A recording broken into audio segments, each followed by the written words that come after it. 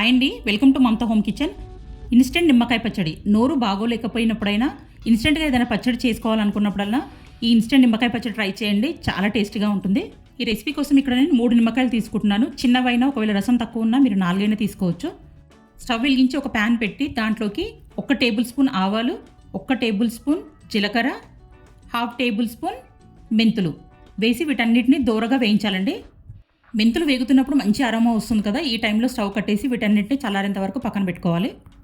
తర్వాత ఒక చిన్న మిక్సీ జార్ తీసుకొని వీటన్నిటిని వేసేసి మెత్తడి పౌడర్లా చేసి పెట్టుకోవాలండి. ఇక్కడ వీడియోలో చూపిస్తున్న విధంగా ఇలా మెత్తడి పౌడర్లా చేసి పెట్టుకోవాలి. దీంట్లోనే 5 నుంచి 6 వెల్లుల్లి రెబ్బల్ని ఇలా పొట్టు తీసి వేసుకోవాలి. అదే మిక్సీ జార్లోకి 1 టేబుల్ స్పూన్ సాల్ట్, 2 టేబుల్ స్పూన్ల కారం, ఉప్పు మీ రుచికి సరిపడా అడ్జస్ట్ చేసి తీసుకోండి. తర్వాత దీంట్లోనే మనము తీసుకున్న 3 నిమ్మకాయలను రసం తీసేసి ఇలా వేసుకోవాలండి. తర్వాత వీటన్నిటిని మిక్సీ పట్టి ఇలా వీడియోలో చూపిస్తున్న విధంగా మెత్తటి పేస్ట్లా చేసి పక్కన పెట్టుకోవాలి.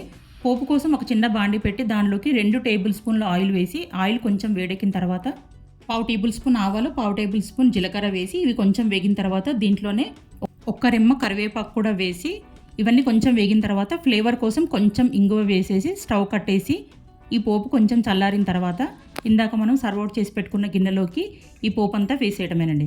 అంతేనండి, ఎంతో టేస్టీ అయిన ఇన్స్టెంట్ నిమ్మకాయ పచ్చడి రెడీ అయిపోయింది. వేడి వేడి అన్నంలోకి పచ్చడి చాలా అంటే చాలా టేస్టీగా ఉంటుంది. ఇంట్లో నిమ్మకాయలు ఉన్నప్పుడు ఈ రెసిపీ ట్రై చేసి మీకు ఎలా కుదిరిందో నా కమెంట్ సెక్షన్లో మెన్షన్ చేయండి. ఈ వీడియో నచ్చితే ఒక చిన్న లైక్ చేయండి, మీ ఫ్రెండ్స్ అండ్ ఫ్యామిలీస్కి షేర్ చేయండి. మరిన్ని టేస్టీ రెసిపీస్ కోసం మమతా హోమ్ కిచెన్ని సబ్స్క్రైబ్ చేసుకోండి. Thank you for watching.